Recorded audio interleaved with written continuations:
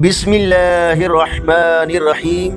السلام علیکم ورحمۃ اللہ وبرکاتہ۔ آن لائن قرآن 93 چینل پر خوش آمدید۔ آج کی ویڈیو میں آج کے کیلنڈر کے ساتھ چند رسول اللہ صلی اللہ علیہ وآلہ وسلم کے فرامین۔ رسول اللہ صلی اللہ علیہ وآلہ وسلم نے فرمایا کہ رسول اللہ صلی اللہ علیہ وآلہ وسلم جمعۃ المبارک کے دن لمبی چوڑی نصیحتیں نہیں فرمایا کرتے تھے، بلکہ آپ صلی اللہ علیہ وآلہ وسلم کا خطبہ چند قیمتی اور آسان باتوں پر مشتمل ہوتا تھا۔ نبی کریم صلی اللہ علیہ وآلہ وسلم نے فرمایا، جمعہ کے دن ایک لمحہ ایسا ہے جس میں مسلمان اللہ سبحانہ تعالیٰ سے جو بھی مانگے اللہ تعالیٰ اسے عطا فرما دیتا ہے۔ تم اسے جمعہ کے دن عصر کے بعد آخری لمحے میں تلاش کرو۔ نبی کریم صلی اللہ علیہ وآلہ وسلم نے ارشاد فرمایا، تم لوگ جمعہ کے دن مجھ پر کثرت سے درود بھیجا کرو، کیونکہ جمعہ کے دن فرشتے حاضر ہوتے ہیں اور جو درود پڑھتا ہے اس کا درود مکمل ہوتے ہی میرے سامنے پیش کر دیا جاتا ہے۔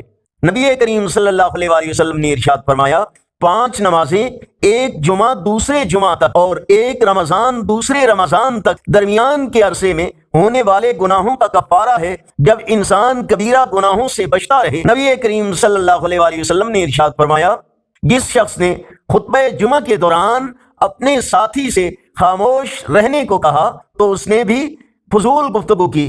نبی کریم صلی اللہ علیہ وآلہ وسلم نے ارشاد فرمایا، جن کی زبانیں ذکر اللہ سے تر رہتی ہیں وہ ہنستے ہوئے جنت میں داخل ہوں گے۔ حضرت عبداللہ ابن عمر رضی اللہ تعالیٰ عنہما سے روایت ہے کہ رسول اللہ صلی اللہ علیہ وآلہ وسلم نے ارشاد فرمایا، اللہ کے ہاں سب نمازوں سے افضل جمعہ کے دن فجر کی نماز با جماعت ادا کرنا ہے۔ نبی کریم صلی اللہ علیہ وآلہ وسلم نے ارشاد فرمایا، جو شخص اچھی طرح وضو کر کے نماز جمعہ کے لیے آتا ہے، توجہ سے خطبہ سنتا ہے اور دوران خطبہ خاموش رہتا ہے تو گزشتہ 10 دنوں کے گناہ معاف کر دیے جاتے ہیں۔ آج کا کیلنڈر 10 مئی 2024 بروز جمعۃ المبارک۔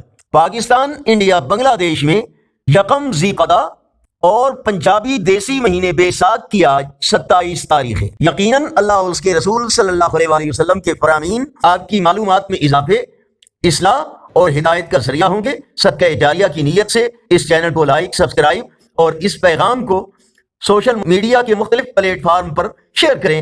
السلام علیکم ورحمۃ اللہ وبرکاتہ۔